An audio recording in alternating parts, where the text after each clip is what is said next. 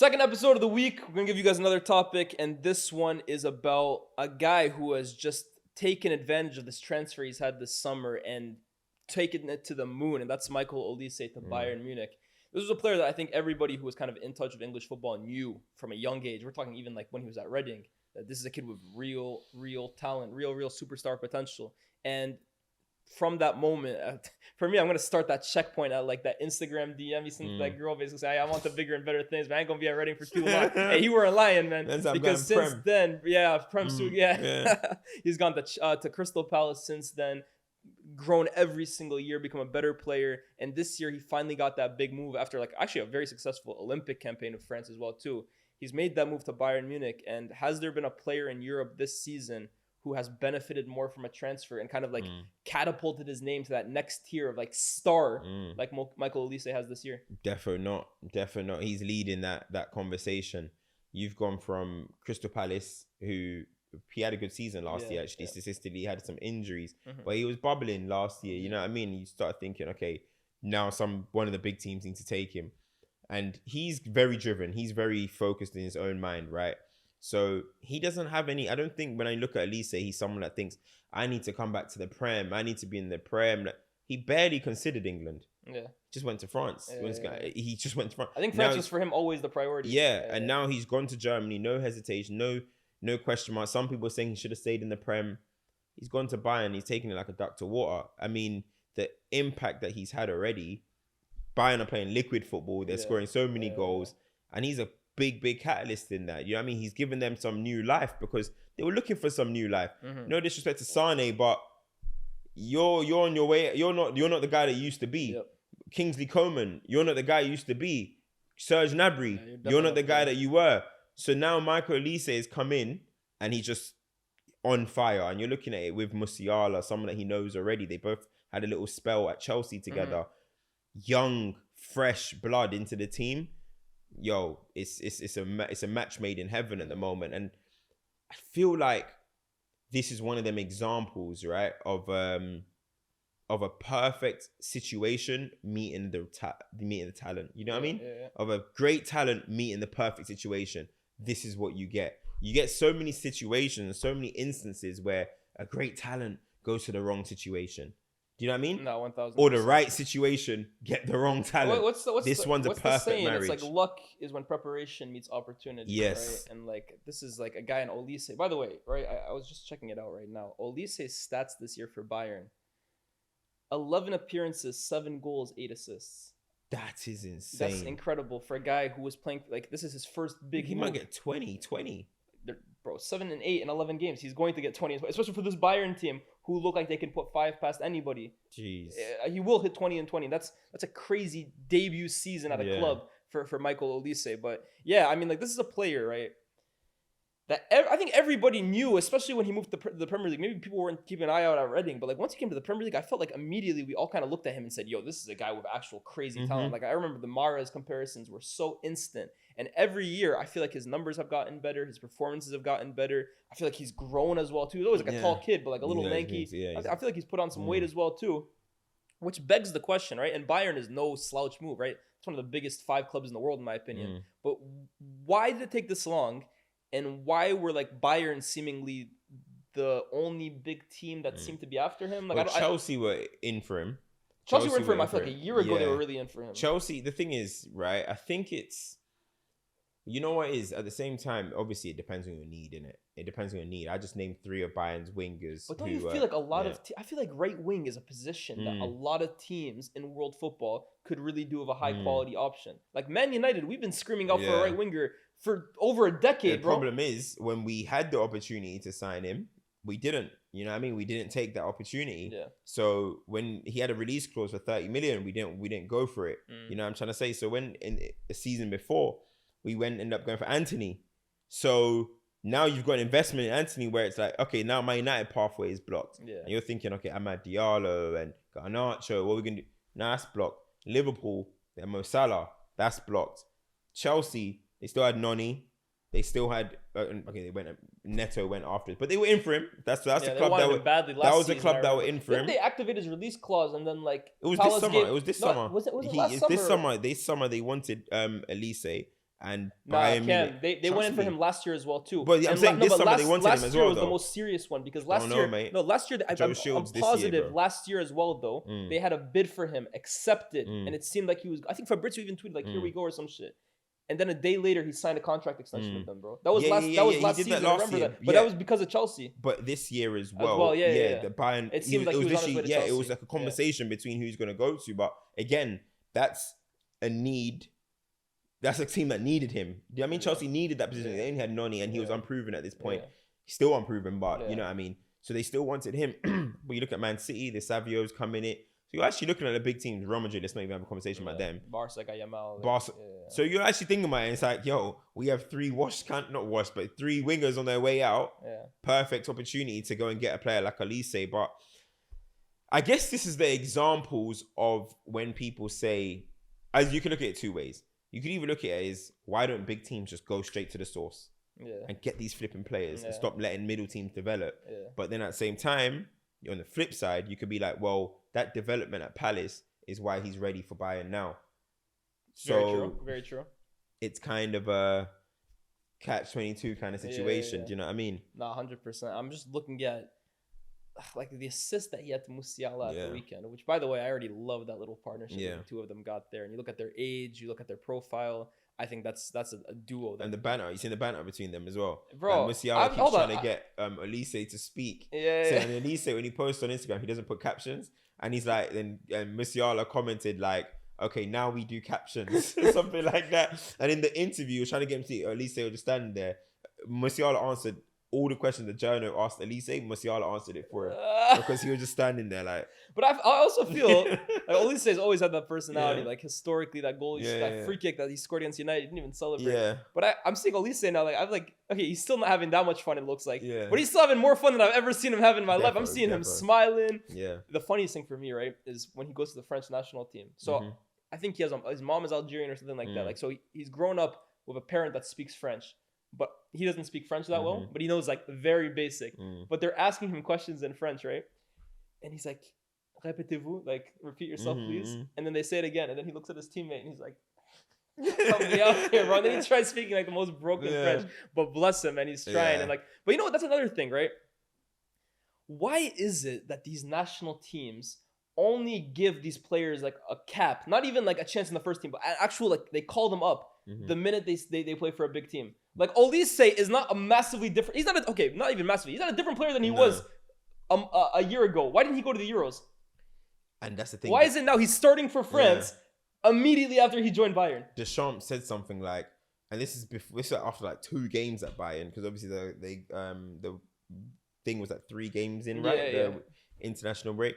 He said something like, "Oh yeah, he's conditioned now," or something like that. Like, what the fuck does that I'm mean? like, bro, what does that mean, bro? Like, that's like when Jack Grealish, he had to move to Manchester City for Southgate, and he probably started playing worse, and then he started getting more minutes. Jack Grealish was on Player of the Year form at Villa.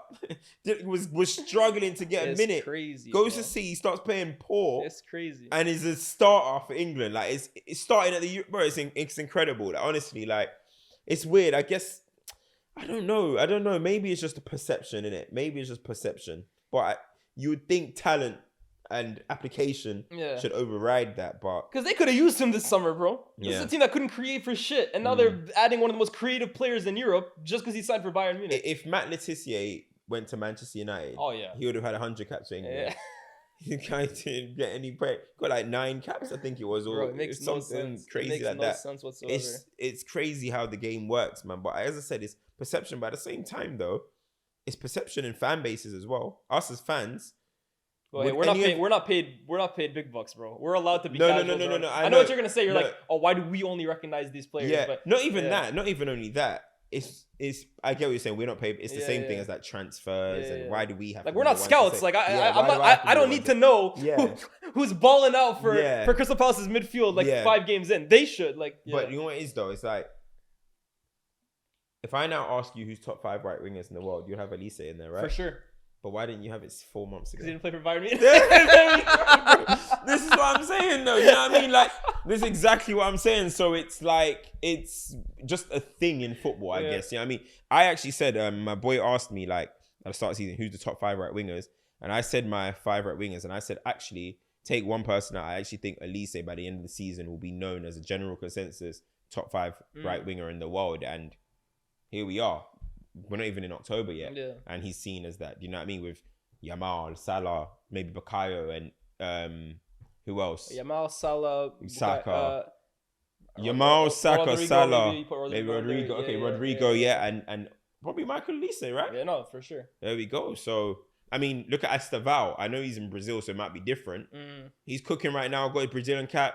Let him cook up 5 games in a row for Chelsea. Top 5 right winger in the world. That's how people are going to say it. This is the biggest talent since Neymar. Yeah.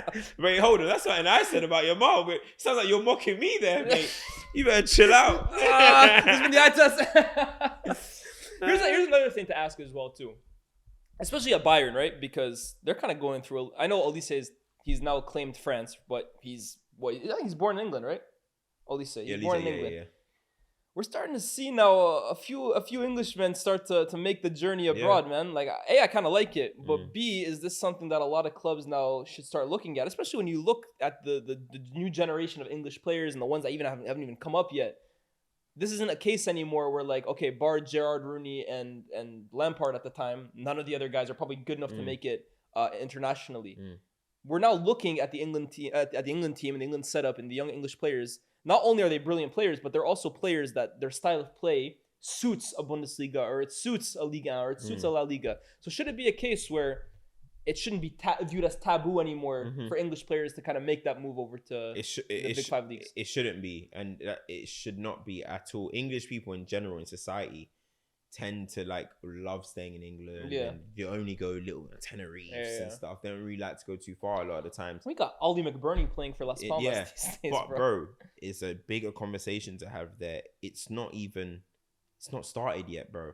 Until you start having English players in academies, it will change. Things will change. Until that's the case, don't just have, oh, I'm Sancho, for example. I'm 18, 17. I've done my whole thing. Then I have to make my move. And then maybe I'll come back to the prep. No. Now, I don't know how, maybe people will know more. I don't know how it works with EU laws anymore and Brexit. Anyway, I don't know. Valid. But let's just say it's allowed. It's allowed.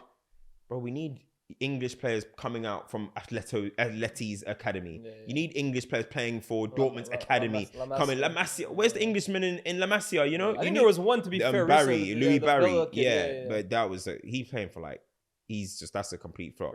But literally, that's where it is, because you look at Manchester City's academy, you look at our academy, you look at there's Spanish youths, there's Argentinian youths, there's Brazilian youths, that's where it is. So until these Englishmen start playing in these academies, where's the Englishman in Lyon's academy?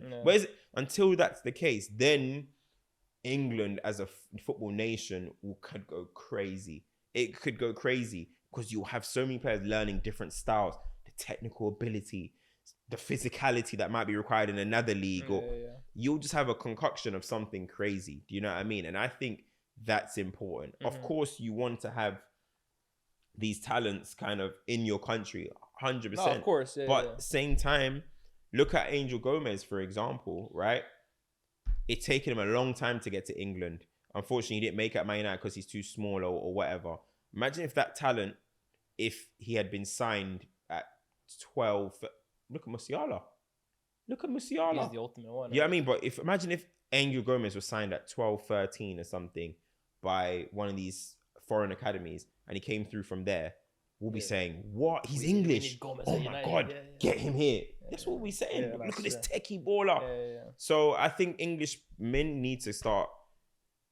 Okay, obviously it's a hard thing to say because that means families are having to move. Of course. But hey, bro, I mean, Messi did it. Messi literally went from Argentina. Did it. You know, I mean, no, that for me is not that. In football, I get it's difficult, but that's not a new thing, bro. People move at a young age to pursue their footballing passion all the time. So man, look, bro, it's needed. Look at Paul Pogba, even came from France and that's nothing new, bro. Like in fact, England, you're right. That's the only country where you don't see English kids coming up like regularly in the top academies around Europe. It's true. Anyway, it's just it's England. Obviously, I don't know. Italians are very fierce with their thing. True, Italians true, are true, very. true, true, I mean, true, Italians don't even move as true. pros. That's true. Do you know what I That's mean? true. So that's the only ones, right? But England, I'm like, come on, man, for such a And you know what? diverse That's nation. for me, and obviously it's a much smaller scale, right? And you're comparing England, who are like a global superpower in football, to the U.S. But the U.S. only, for me, really started being like a serious footballing nation. Once they started opening their doors, basically to like, oh, okay, I'm born in Germany, but my dad is American, so we'll let you in. But also, you look at Christian Pulisic, bro. His dad trialed him at every single club, basically in Europe, to give him the best opportunity. He never played in MLS. Yeah. So why can't it be the same? Isn't it the same as somebody else? There was another, or maybe it's Pulisic actually. Pulisic, bro, he trialed for United, for Chelsea, for Yeah. there's pictures of him with Mason Mount when they were like 13 or whatever, hilarious. bro. Mount was like a plant. Yeah, bro. He's with he's got a picture of everyone. No, Pulisic is a real life. Yeah, plant, he's bro. a plant. His dad, bro, was like, "You're making him by hook or by crook, bro." His dad worked hard, bro. Yeah. But no, honestly, I think that's a massive thing. Yeah. Englishmen do need to start playing abroad from academy level, and even if it's at 15, okay, I'm not saying take the boy when he's 7, right? Yeah. That's a bit crazy, but even if it's 15, 14, Garnacho style. Look at Garnacho came, boom, from Atleti. Well, he went from Argentina to Atleti to... Actually, did he go from Argentina? That one, I don't know. I don't think Garnacho actually lived in Argentina, to be fair. But he went to Atleti and he came to us at 15. And now look, you know? Mm-hmm. So I think we need to start doing a lot more of those kind of things as English. Yeah, Garnacho was born in Madrid, actually. Yeah, I thought so. As English people... I think, or as the English system, the English FA. Leave your house is what Cam's trying to say. Yes, man, bro, go and get education elsewhere, man. Yeah. I remember, I think it was Brendan Rodgers.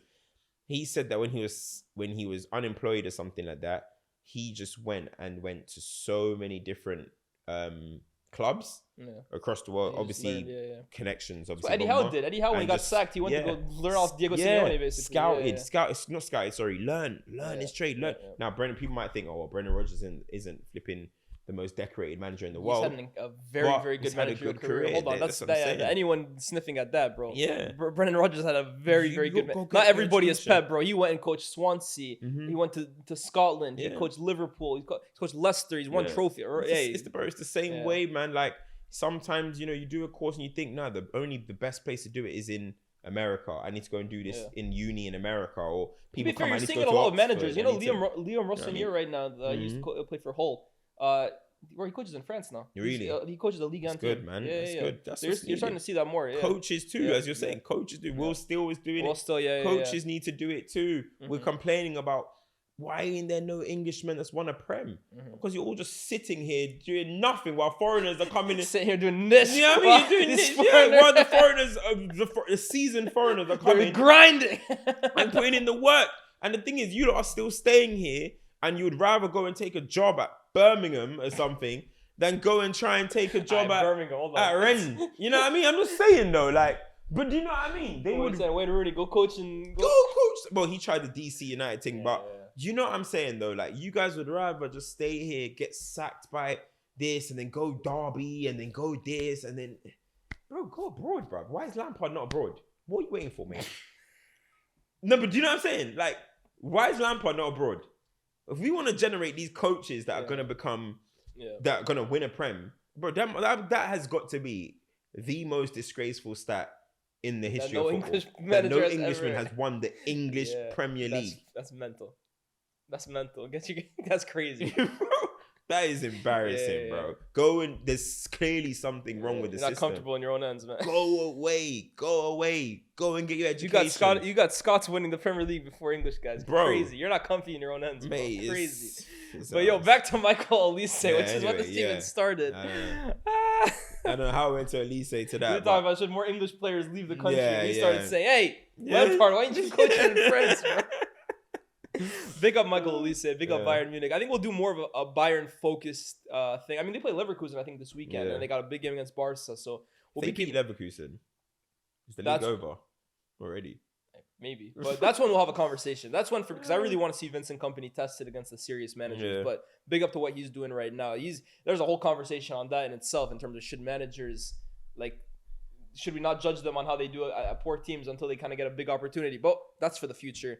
Let us know what you guys have made of Michael Olise's start and are Bayern a serious contender in Europe this year. With that being said, it's been myself, Lyés, my boy CultureCams. Like, share, subscribe. Shout out to BR Football for powering this. Twitter, X, Instagram, YouTube Shorts, TikTok. We'll see you next time. Peace.